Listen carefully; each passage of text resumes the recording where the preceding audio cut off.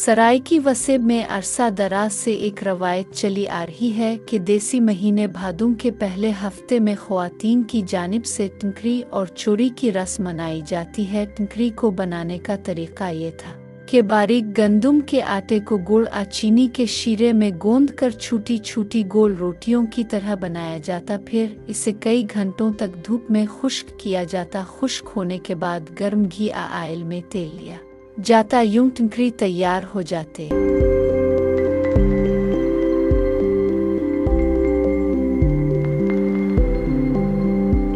जबकि चोरी बनाने का तरीका ये था कि मोटी रोटी ढोडा तैयार किया जाता। फिर इसी मोटी रोटी की पिसाई की जाती। फिर इसमें शक्कर, चीनी और देसी घी मिलाया जाता। बाज़ लोग इसमें खुश्क मेवाजात भी शामिल करते। यूं एक बेहतरीन चोरी तैयार हो जाती।